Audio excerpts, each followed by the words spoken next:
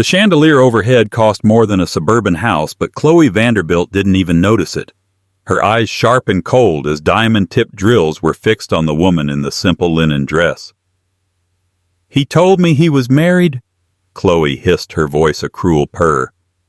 "But he never told me his wife was a charity case." She looked the woman up and down. "Tell me, Amelia, do you get all your clothes from the church donation bin?" The woman. Amelia just stared, her heart breaking. Her husband David stood silent, trapped. But what Chloe didn't know, what no one knew, was that the simple woman she was mocking could buy this entire building with her pocket change. And her father was about to make a phone call that would turn Chloe's diamond-studded world to dust. Amelia Hayes loved the smell of potting soil. It was earthy, real, and uncomplicated. It was everything her life in the polished, sterile suburbs of Greenwich, Connecticut was not.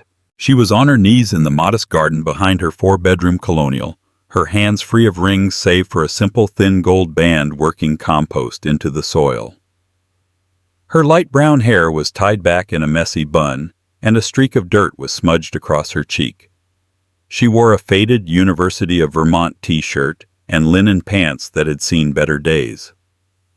She was, by all appearances, completely and utterly unremarkable. A sleek black Mercedes AMG pulled into the driveway, its engine a low, dissatisfied growl. David Hayes stepped out, looking every inch the man Forbes was desperate to profile. His suit was a custom Tom Ford, his watch an Audemars Piguet, and his hair was perfectly coiffed. He glanced at his wife, and a familiar tiny muscle in his jaw twitched. "Amelia!" He called out, his voice tight. He didn't walk over. He just loosened his tie, checking his phone. "We have the Jennings dinner tonight, at 8. Amelia shaded her eyes, smiling. "I know, honey. I'm just finishing up. I thought I'd wear the blue dress, the one you liked." David sighed, a sound of pure exasperation. The blue dress. The cotton one, Amelia. This is Mark Jennings. His wife will be wearing Oscar de la Renta. Do you want me to be laughed at? Do you actively enjoy making us look like this?" He gestured vaguely at her, at the garden, at the whole scene. Amelia's smile faltered. "David, it's just dinner. I thought they wanted to meet me." "They want to meet the wife of a future partner," he snapped. "They want to see that I come from that I have a support system, not a gardener." He didn't mean to be cruel, or perhaps he did. Lately it was hard to tell. David Hayes was a man drowning in ambition. He was a senior VP at a cutthroat real estate development firm, Jennings Stryker, and he was this close to making partner. He had clawed his way up from a middle-class background in Ohio, and he was terrified of anyone seeing the Ohio in him. He had married Amelia 5 years ago. He'd met her when she was volunteering at a soup kitchen, an event his old company had sponsored for PR. He was charmed by her gentle spirit, her lack of artifice. He'd found her simplicity refreshing, a palate cleanser from the demanding, high-maintenance women he usually dated. He'd asked about her family, and she'd said, "Oh, my father's in logistics. He lives very quietly." David had pictured a comfortable middle management life. He'd pictured simple. But now, 5 years later, her simplicity felt like a millstone around his neck. It was holding him back. "Just go to the Neiman Marcus card," he said, rubbing his temples. "Buy something. Silk. And please do something with your hair." He turned and walked inside, his phone already pressed to his ear. "Mark." "Yeah, I just pulled in." No, she's thrilled. Absolutely thrilled. See you at 8. Amelia remained on her knees, the damp soil suddenly feeling cold against her skin. She looked at her dirt-stained hands. She hadn't lied to David. Her father, Julian Rousseau, was in logistics, and he did live quietly.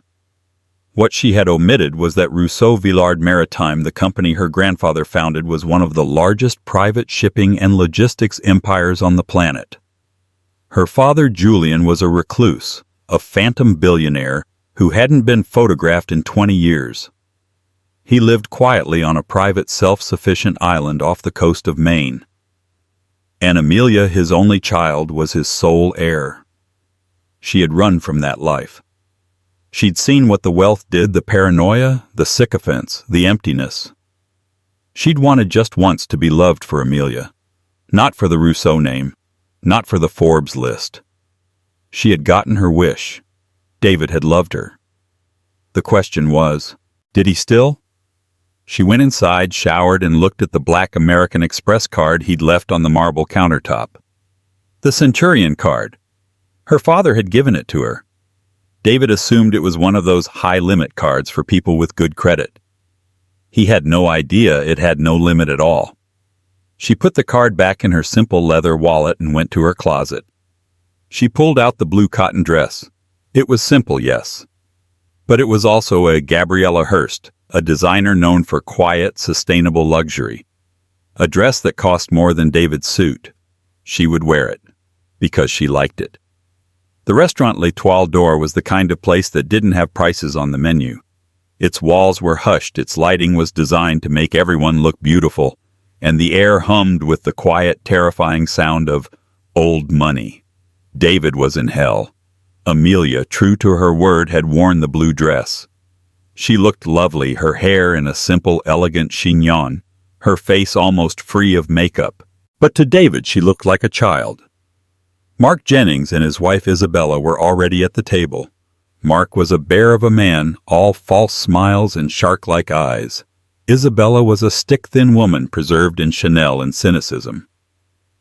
"David, good to see you," Mark boomed, shaking his hand. His eyes slid to Amelia. And this must be the famous Amelia, David's grounding influence. "It's lovely to meet you, Mr. and Mrs. Jennings," Amelia said, her voice calm and warm. Isabella's eyes did a slow, calculating scan of Amelia from her simple pearl earrings down to her modest but very expensive The Row flats. The scan was an execution.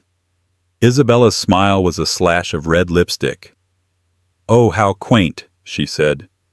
"David, you didn't tell us she was a minimalist." David forced a laugh. "Amelia has always been unconcerned with labels." "How brave," Isabella murmured, flagging down a waiter. "A bottle of the Patras 98. Unless, Amelia, do you even drink? Or is it all rainwater and herbal tea?" "Wine is lovely, thank you," Amelia said, unfazed. She was used to women like Isabella. Her father's world was full of them. The dinner was a nightmare. David tried to talk up his latest project, a massive high-risk waterfront development. Mark Jennings seemed non-committal, but the real performance was from Isabella. "I'm on the board for the Met Gala this year," Isabella announced, swirling her $6,000 a bottle wine. "It is such a bore. The people you have to let in now. Influencers." She shuddered. "Amelia, what do you do?" Mark asked, turning to her. "David says you're into gardening." "I volunteer at the New Haven Women's Shelter," Amelia said. "And I manage a small endowment fund for sustainable agriculture." "Oh, a fund," Isabella said, perking up. "Which one? BlackRock KRR?" "It's a private one," Amelia said simply. "The Helena Foundation." Isabella and Mark shared a look. It was a look of instant dismissal. A private fund. A hobby. It was code for unemployed rich girl with a trust fund. They had pegged her as minor insignificant. David felt his face burning. He needed to fix this. He needed to show them he wasn't married to a simpleton. He needed a miracle. And the miracle arrived in the form of a hurricane. "Mark, Isabella, you darlings." A woman's voice, smooth as whiskey, cut through the restaurant's murmur. A figure appeared, all legs red-soled. Louboutins and a white Balmain blazer that seemed to be stitched directly to her skin. Her hair was a waterfall of salon-perfect blonde. Her name was Chloe Vanderbilt. Chloe was a PR and brand strategy consultant, which meant she was a high-class fixer for the ultra-rich. She knew everyone, and everyone knew her. She was also, for the past 6 months, David Hayes's lover. David felt the blood drain from his face. Chloe, what a surprise. David. She air-kissed him, letting her fingers trail down his arm, a move of pure insolent possession. She turned to Mark and Isabella. Darlings, I was at the bar and saw you. I had to come over. Chloe, you know my wife, Amelia. David managed to say, his voice strained. Chloe's eyes, the color of a glacial lake, landed on Amelia. It was not a glance. It was an appraisal, the kind a butcher gives a side of beef. She took in the cotton dress, the simple hair, the lack of statement jewelry. A slow, cruel smile spread across her face. Oh, she said, her voice dripping with a sickly sweet condescension. Oh, this is Amelia. She held out a perfectly manicured hand, her 20-carat yellow diamond, a gift from a previous client, flashing under the light. Amelia took it. Chloe's grip was tight, her nails digging in. David talks about you. Chloe purred, her eyes never leaving Amelia's. But I must have misheard. I pictured someone different. I'm sure you did, Amelia said, extracting her hand. I love your dress, Chloe said, lying with breathtaking ease. It's so honest. Where did you even find it? I've been looking for something simple for my housekeeper's daughter. The table went silent. Isabella Jennings let out a small, delighted titter. Mark Jennings watched with amusement. David did nothing. He just sat there, frozen in a rictus of terror and humiliation, as this woman, his mistress, publicly filleted his wife. Amelia looked at Chloe.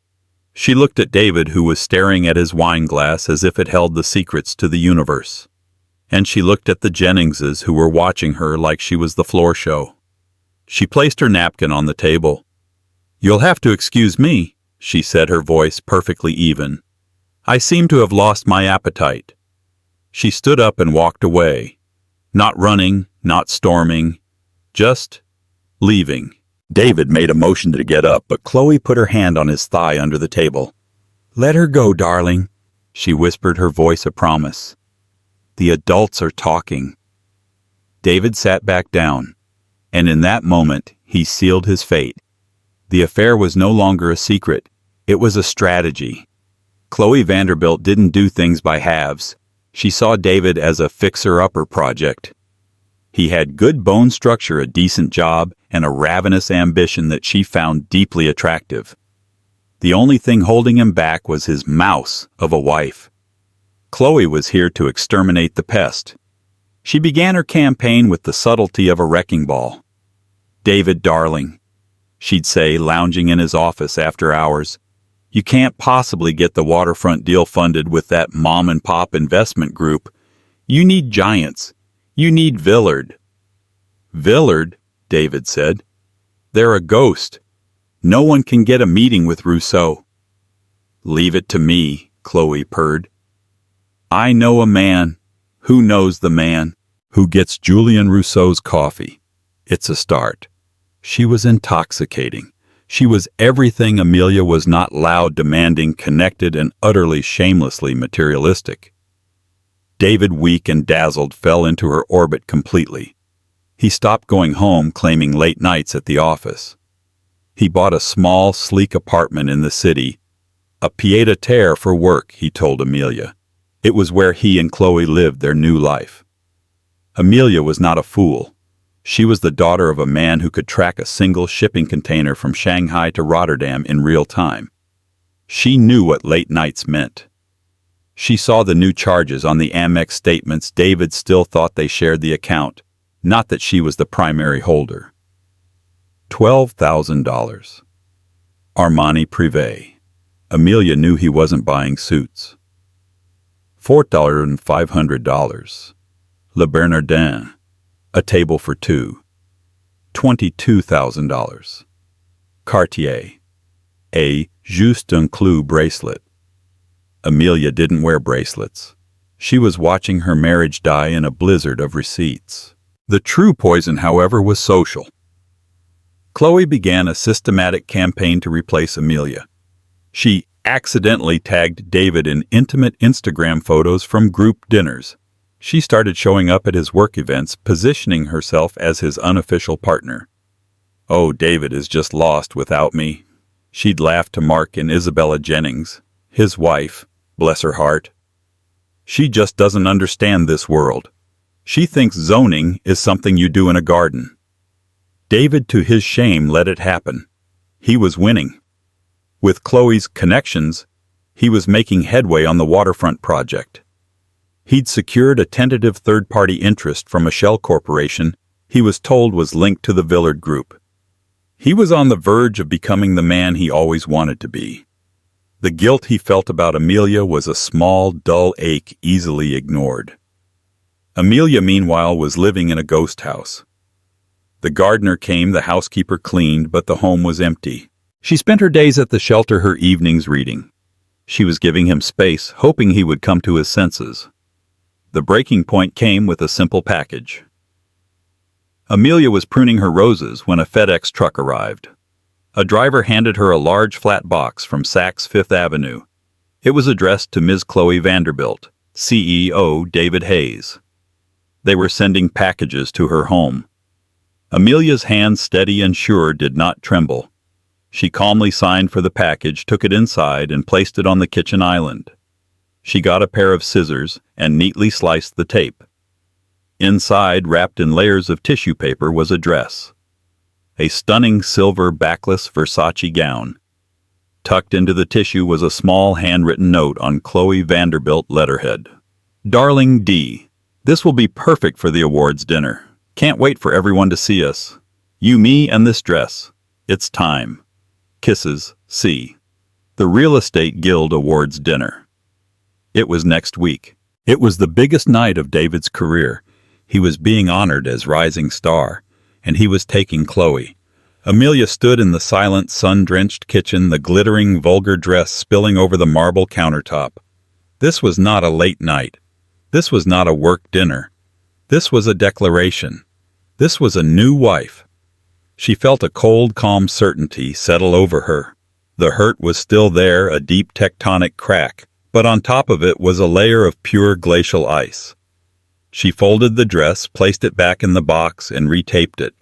Then she did something she hadn't done in 5 years. She picked up her phone and dialed a number that was not saved in her contacts, a number she knew by heart. It rang once, twice, a strange, static-filled connection. A voice, old, quiet, and impossibly authoritative, answered. "Yes?" "Daddy," Amelia said, her voice cracking for the first time. It's Leah. I think I need to come home. Just for a little while." There was a pause. The voice on the other end softened, but only just. "The Odyssey is refueling in Halifax. It can be in Greenwich by tomorrow morning. Will you be ready?" The Odyssey was not a plane. It was her father's 400-foot support vessel, a yacht that looked more like a naval destroyer. "Yes?" Amelia said, looking at the Saks box. "Yes, I will." The Metropolitan Grand Ballroom was a sea of black ties and sequins. It was the Real Estate Guild Awards dinner, the single most important night for New York's and, by extension, the world's property tycoons. And tonight, David Hayes was the man of the hour. He stood near the grand staircase, a glass of champagne in his hand, his Tom Ford tux fitting him like a glove. He was by all accounts a success. The waterfront project was on the 5-yard line. His Rising Star Award was a shoe-in, and on his arm was Chloe Vanderbilt. She was a vision in the silver Versace gown. She was dazzling electric, her diamonds catching the light, her laughter ringing out. She was holding his arm, her red taloned hand possessive. She was his. "See, darling," she whispered, nuzzling his jaw. "This is where you belong. Not in some dusty garden with her." David nodded, the champagne and the adrenaline making him bold. Amelia had left. He'd come home 2 days prior to an empty house. Just a note on the kitchen counter. "David, I've gone to my father's for a while." He'd felt a brief pang of, relief. It was perfect. She had quietly bowed out. No drama, no screaming, just simple quiet Amelia fading away. He wouldn't even have to fight her for the house. He'd just let her have it. He was moving on. "You're right," he said to Chloe, pulling her closer. This is my life." Mark and Isabella Jennings glided over. "David, Chloe, you two look perfect together." Isabella gushed her eyes, approving of Chloe's high-wattage glamour. "Simply perfect." "We think so too," Chloe said, smiling. And then the room temperature dropped. The chatter near the main entrance didn't just quiet, it stopped. A ripple of silence spread through the ballroom, a void that moved toward the center of the room. David turned. "What's going on?" At the entrance, a woman was standing. She wore no sequins, no Versace. She was wearing a simple high-necked, long-sleeved black dress. It was acris, understated, elegant, and costing more than Chloe's entire outfit. Her hair was pulled back in a severe, glossy chignon. Her only jewelry was the simple gold band on her ring finger. It was Amelia, but it was not the Amelia he knew. The simple garden wife was gone. This woman was regal. She looked like a CEO, a queen, a judge. David's champagne glass slipped. "Oh my God!" Chloe's head snapped around. Her face, so perfectly made up, contorted in a mask of pure, unadulterated rage. "What is she doing here?" Amelia began to walk. Not toward David, not toward the bar. She walked directly toward the small, roped-off VIP section where Mark, Jennings, David, and Chloe were standing. As she approached, people didn't just step aside. They parted. She stopped a few feet away. She looked at Mark Jennings. "Mark, Isabella, a pleasure to see you again." Mark Jennings, who had built his empire on bluster, was speechless. He just nodded, his eyes wide. Amelia turned to David. Her eyes were not angry. They were not sad. They were empty. "David, Amelia, what are you doing?" he stammered. "You left. You went to your father's." "I'm here for my award," Amelia said, her voice clear and caring in the sudden silence. Your award." Chloe burst out laughing, a harsh, ugly sound. "What award, darling? Best in show for a petunia." Amelia ignored her. "I'm accepting the Philanthropist of the Year award tonight, on behalf of the Helena Foundation." David's mind went blank. The Helena Foundation. The Hobby Fund, wait. Isabella Jennings said, her voice suddenly small. The Helena Foundation, as in the foundation that just anonymously donated $100 million to the Met. That Helena Foundation. Amelia just looked at her. Chloe, seeing her evening, her man slipping away, stepped forward. She was taller than Amelia, and she used her height as a weapon, looming over her. "This is pathetic," Chloe hissed, her voice low and vicious. "Even for you. You bought your way into an awards dinner. You put on a grown-up dress to try and win him back." She grabbed Amelia's arm. "Listen to me, you little mouse. He doesn't want you. No one wants you. You are nothing. You're just a simple, plain, boring little woman. You have no family, no connections, no power." She was on a roll now, her voice rising, drawing everyone in. "David needs a star," she spat, jabbing a finger at Amelia's chest. "He needs a warrior. He needs me. And you're just the sad little wife he was smart enough to finally get rid of." She sneered, looking at the simple black dress. "I mean, look at you. Did you think this made you look powerful? You just look poor. You look like his mistake." Amelia stood there, absorbing the tirade. She didn't flinch. She didn't cry. When Chloe was finally finished, breathing hard in her triumph, Amelia very calmly reached up and removed Chloe's hand from her arm. She looked at David, his face ashen, his body shaking. "She's right, David," Amelia said. "You do need a warrior." Then she turned to Chloe. "And you've made a terrible, terrible mistake." "The only mistake," Chloe scoffed, "was David ever marrying you." "No." Amelia said, a new cold authority in her voice. The mistake was assuming I was the one who was out of my league. At that moment the stage lights dimmed. The guild's president stepped up to the podium. "Ladies and gentlemen," his voice boomed, "we have a very special guest. A man who has for decades been one of the world's most powerful and unseen forces. Tonight, to present our Philanthropist of the Year award to the Helena Foundation, he is making his first public appearance in 20 years. Please welcome Mr. Julian Rousseau." Chloe's triumphant smirk froze. David's world tilted on its axis. Rousseau, as in Rousseau Villard Maritime, the ghost. The name echoed in his head. Rousseau, Rousseau, Amelia's father's name. He looked at Chloe, her face now a mask of confusion. He looked at Amelia, who was watching the stage with a calm, sad resignation. And he looked toward the side of the stage, where a tall, gaunt man in an impeccably simple dark Zegna suit was walking out his face like that of a bird of prey. David Hayes had just enough time to whisper one word before his legs gave out. "Oh, no." The man who walked on stage was not a man. He was a legend. Julian Rousseau was the kind of person who didn't enter a room. He absorbed it. The air became thinner. The light seemed to bend toward him. He was perhaps 60, with a shock of silver hair and eyes so pale blue they looked like ice. He moved with an economy of motion that suggested immense coiled power. He did not look at the crowd. He did not smile.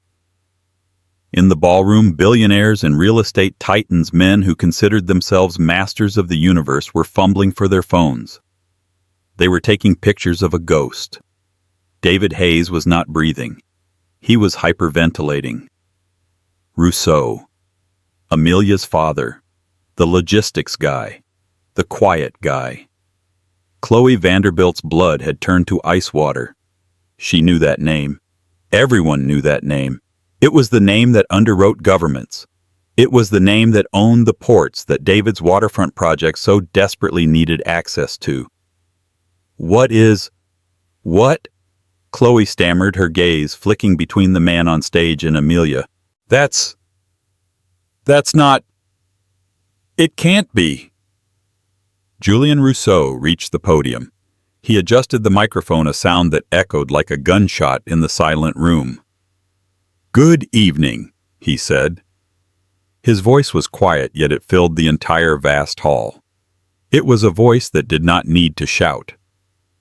"They asked me to come here to present an award. I dislike awards. I dislike events." He looked out, his gaze sweeping the room, and for a second his eyes locked with David's. David felt the look like a physical blow, a spike of ice in his chest. "But the Helena Foundation," Rousseau continued, "is important.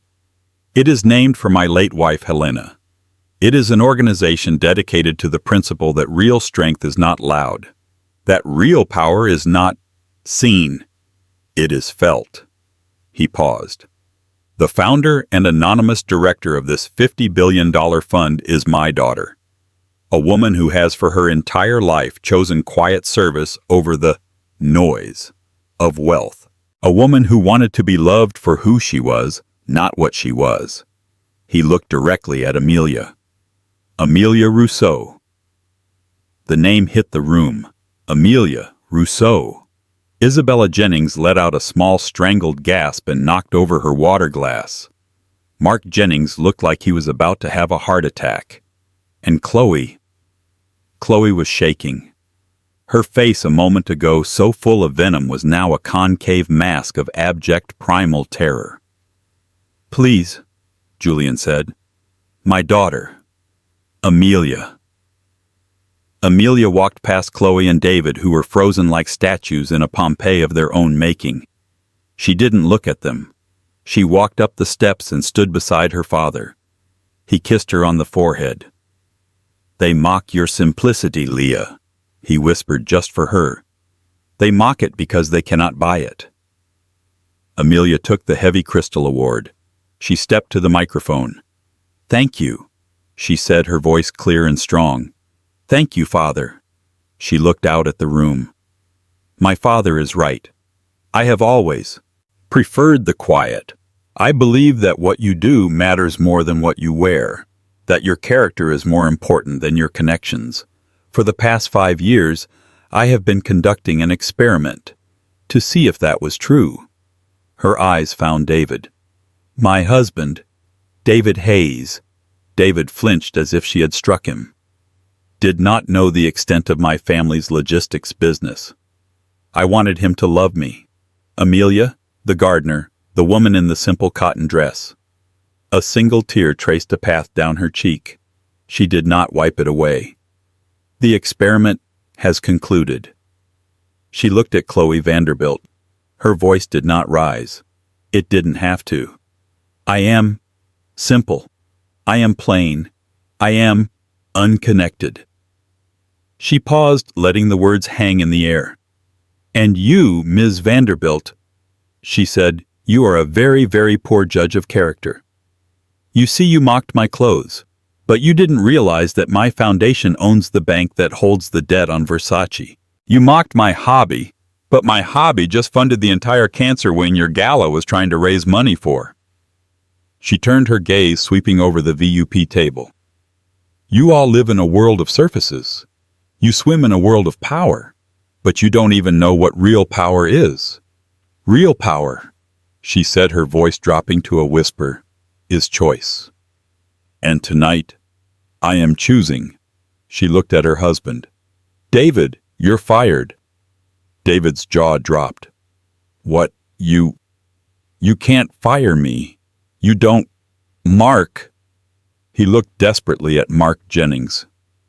Mark Jennings was staring at Julian Rousseau, his face slick with sweat. Actually, she can. Rousseau said, stepping up to the mic again.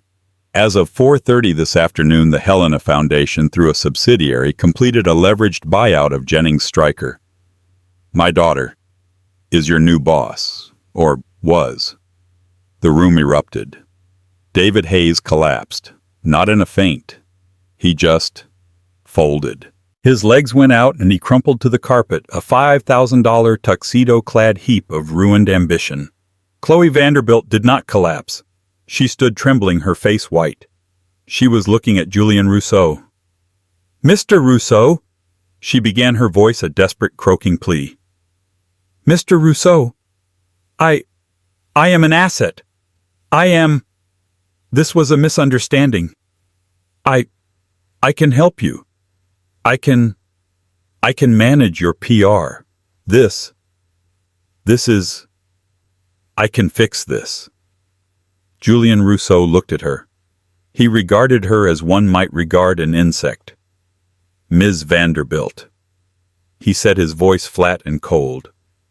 You are a practitioner of brand strategy. Are you not? Yes, the best, she cried, sensing a lifeline. Then you should know, he said, that the Rousseau name does not have a brand. It has a reputation, and you have offended it. He snapped his fingers.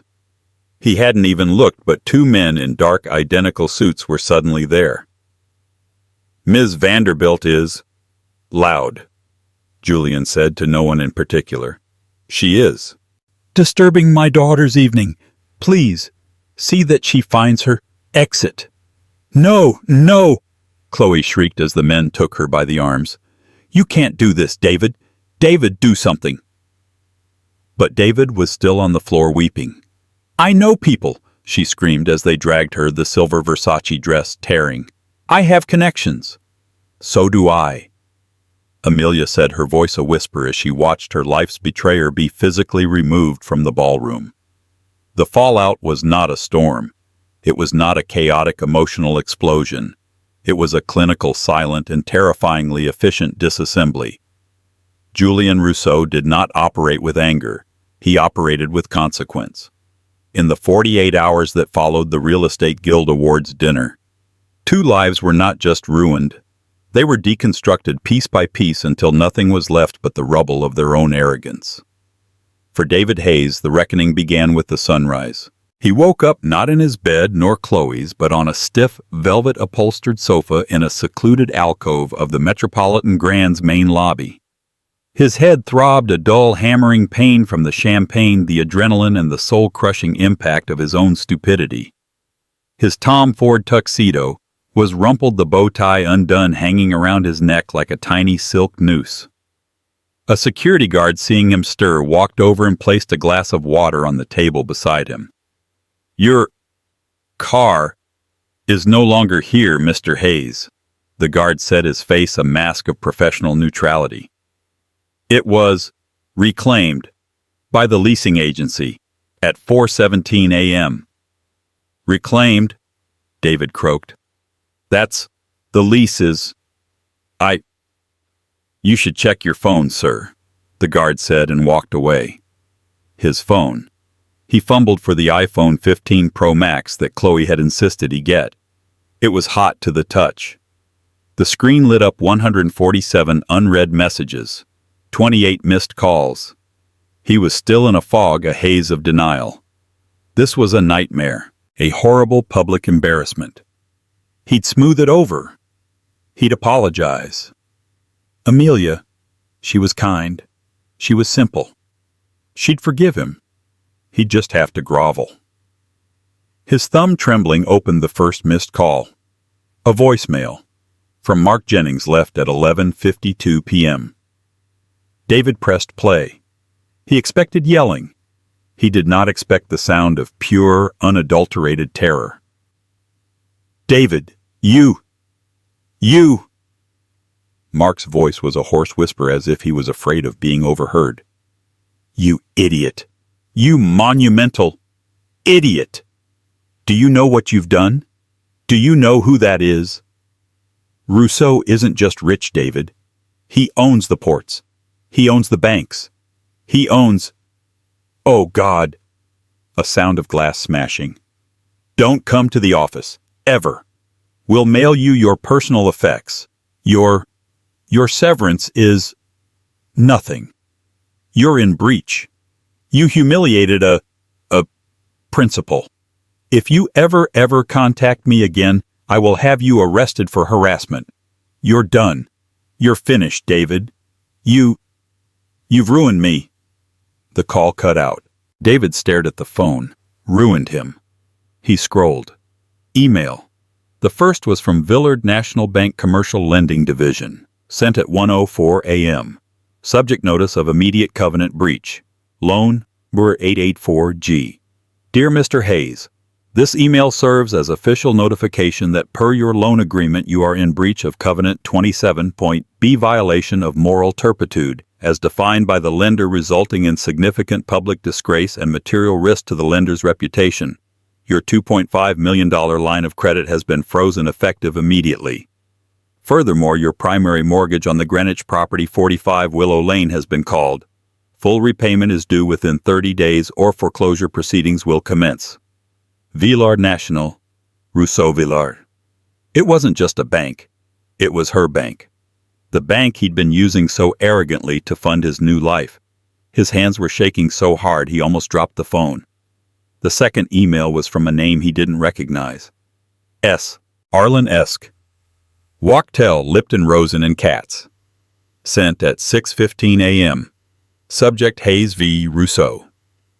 Mr. Hayes, do not under any circumstances attempt to contact our client, Ms. Amelia Rousseau. Any attempt will be viewed as harassment. Divorce papers will be served to you by end of day. Our client is being exceptionally generous. She is not contesting the prenuptial agreement you yourself drafted and insisted upon. The prenup. David's stomach contents turned to acid. He remembered that day 5 years ago in his old modest law office. He had presented it to her feeling so smart, so protective of his future earnings. The agreement was simple. In the event of a divorce, each party would leave with what they entered the marriage with. Amelia, he thought, had entered with some small trust fund, her hobby foundation. He had entered with $80,000 in student loan debt and a leased Mercedes. He had, in his towering arrogance, built a legal fortress to protect his $100 in the making million from her, from $50 billion. He was not just ruined. He was broke. He was less than broke. He stumbled out of the lobby, the morning light a physical assault. The doorman wouldn't look at him. He hailed a cab, paid in cash, he realized with a jolt of panic, checking his wallet for the last $300 he had, and gave the driver the address to the pied-à-terre. His love nest. He'd get his things. He'd figure this out. He walked into the gleaming marble lobby. Miguel, the doorman who had pocketed David's $100 handshakes for 6 months, was at the desk. He didn't smile. He didn't even look up. "Mr. Hayes," Miguel said, his voice flat. "Miguel, I need to go up," David said, walking toward the elevator. "I can't let you do that, sir." David stopped. I live here." "No, sir, you stayed here. The owner has rescinded your access." "The owner, I pay the rent." "No, sir. The rent was paid in full for 1 year by the Helena Foundation. As of 700 a.m. this morning, your key fob has been deactivated and you have been listed as a do not admit security risk." David stared, dumbfounded. He had been living in her apartment. He had been conducting his affair with his mistress in a property owned by his wife. The sheer cold, calculated patience of it. It was horrifying. My things.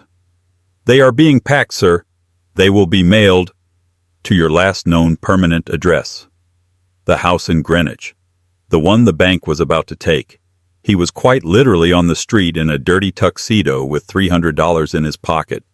The city's morning smells hot garbage. Street cart pretzels, bus exhaust hit him like a physical blow. This was his new reality. For Chloe Vanderbilt, the destruction was more artistic. She woke up in her all-white penthouse, the Versace dress in a torn silver heap on the floor. She woke up to her phone ringing, a relentless buzzing shriek. She grabbed it, her head pounding. It was Rick from page 6. "Chloe, baby, talk to me." Rick's voice was giddy. "Is it true? Were you physically thrown out?" "We have photos, Chloe. Photos. Of you being dragged out. My God. That Versace was shredded. Who was he? That old guy. Was that Julian Rousseau? You insulted Julian Rousseau's daughter." Chloe's blood turned to ice water. She hung up. This was fine. This was spin. She was Chloe Vanderbilt. She created narratives. She would get ahead of this. She went to her war room, her sleek white lacquer desk and her laptop. She would release a statement. A misunderstanding. A passionate evening. She tried to log into her Instagram at Chloe Vanderbilt. Error. Account not found. She let out a short hysterical laugh. A glitch. She tried Twitter. This account has been suspended for violating our terms of service. Panic, cold and sharp, pricked her skin. Her website.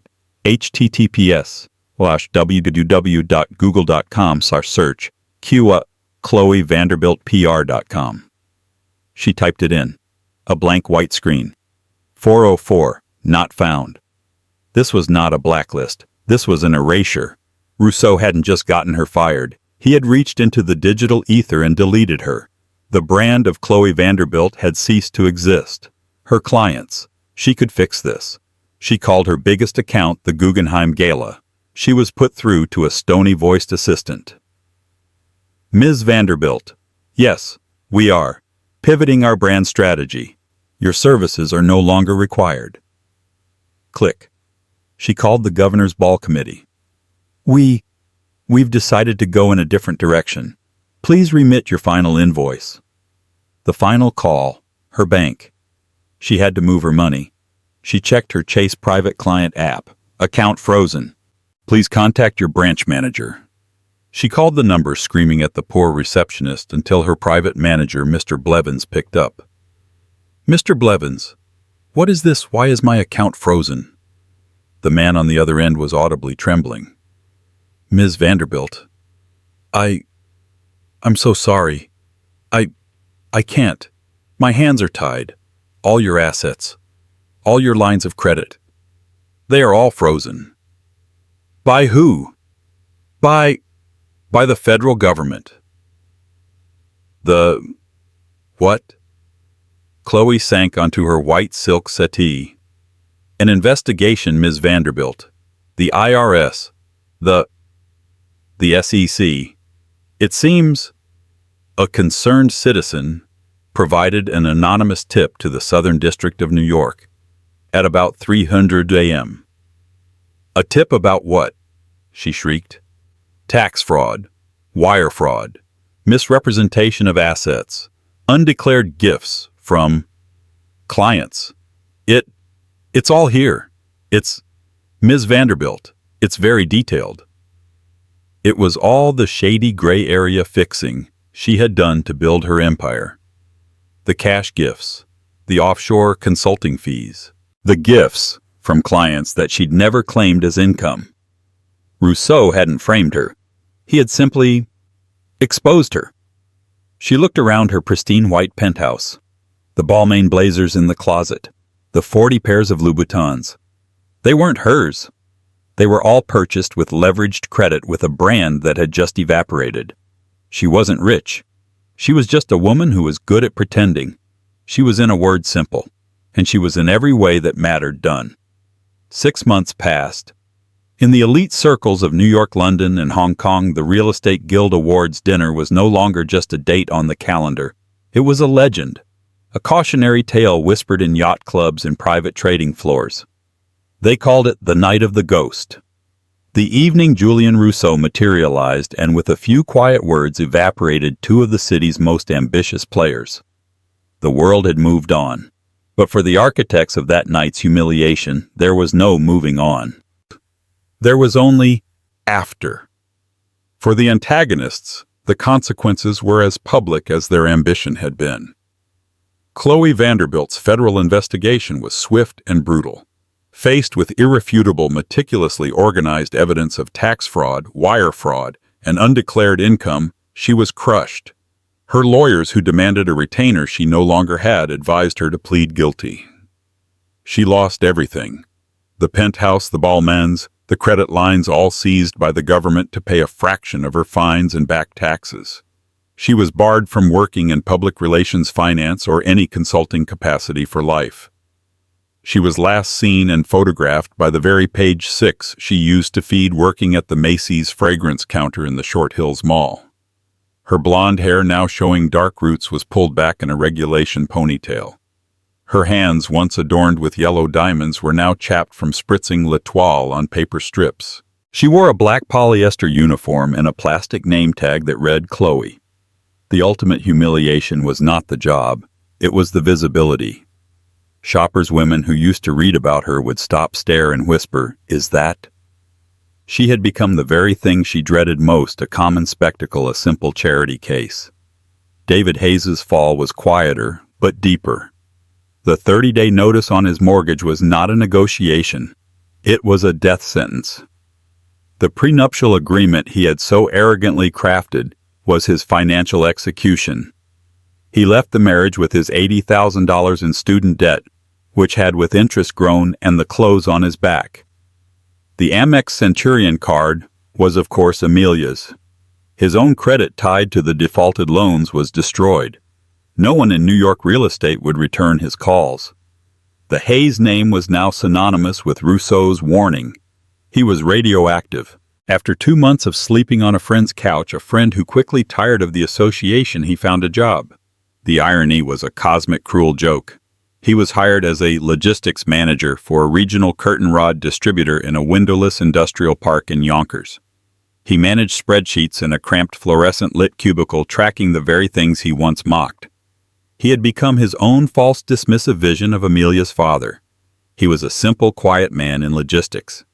He spent his nights in a small, damp studio apartment, drinking cheap whiskey and staring at a single photo on his phone, Amelia, in her garden, laughing. For the protagonist, the after was not an ending. It was an activation. Amelia Rousseau sat at the head of a gleaming 30-foot slab of polished obsidian. It was a conference table on the 102nd floor of One World Trade Center, the North American headquarters of Rousseau Villard Maritime.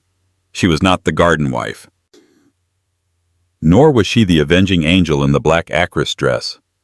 She was something new. She wore a simple cream-colored Loro Piana cashmere sweater and tailored linen trousers. Her hair was pulled back.